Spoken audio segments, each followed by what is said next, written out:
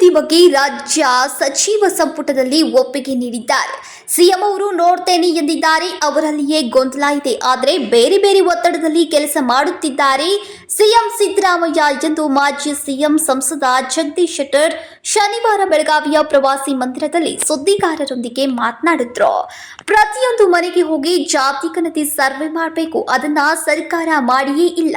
Muslim ಜನಸಂಖ್ಯೆ 75 ಲಕ್ಷ ಇದೆ ಅಂತ ತೋರಿಸೋಕೆ ಹೊರಟಿದ್ದಾರೆ. ಗೊಂದಲ ಇರುವ ವರದಿಯನ್ನ ಸಚಿವ ಸಂಪುಟದಲ್ಲಿ ಒಪ್ಪಿಗೆ ನೀಡುವ ಆತುರ ಏನಿತ್ತು ಸರ್ಕಾರಕ್ಕೆ ಅಂತ ಪ್ರಶ್ನಿಸಿದ್ರು. ಸಿದ್ದರಾಮಯ್ಯ ಸರ್ಕಾರ ಏನೇ ಮಾಡಿದ್ರೂ ಕಂಟಕ ಇದ್ದೇ ಇದೆ.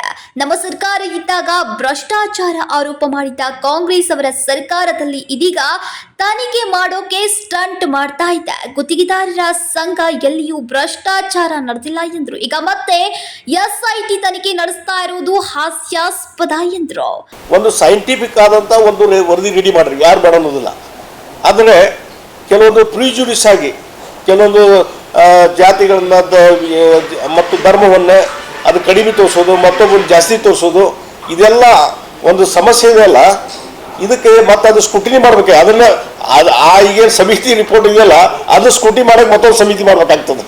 ಆ ಪರಿಸ್ಥಿತಿ ನಿರ್ಮಾಣ ಆಗಿದೆ. ಇವತ್ತು ವೈಜ್ಞಾನಿಕವಾದಂಥ ವರದಿ ಅಲ್ಲ, ಅದನ್ನ ರಿಜೆಕ್ಟ್ ಮಾಡ್ಬೇಕಲ್ಲ ಸ್ಪಷ್ಟವಾಗಿ. ಇದಕ್ಕೆ ಈ ಸಿದ್ದರಾಮಯ್ಯ ಕಂಟಕನ ಐತಿ, ಸರ್ಕಾರ ಕಂಟಕನ ಐತಿ. ಏನೋ ಮಾಡ್ಲಿಕ್ಕೆ ಹೋಗಿ ಏನೇನೋ ಮಾಡಿದ್ರು. ಈಗ ಹಿಂದೆ BJP ಸರ್ಕಾರದ 40% ಅವ್ರು ವರದಿ ಕೊಟ್ಟಾರ. ವರದಿ ಕೊಟ್ಟ ಮೇಲೆ ಅದರಲ್ಲಿ ಹೇಳಿದಾರೆ, ಅವ್ರು ವರದಿಯಲ್ಲಿ ಏನಂತ ಹೇಳಿದಾರೆ, 40% ಅನ್ನೋದಕ್ಕೆ ಯಾವುದೂ ಸಾಕ್ಷ್ಯ ಇಲ್ಲ, ಆದರೆ ಭ್ರಷ್ಟಾಚಾರ ಆಗಿಲ್ಲ ಅನ್ನೋದು ನಾವು ನಂಬುವುದಿಲ್ಲ.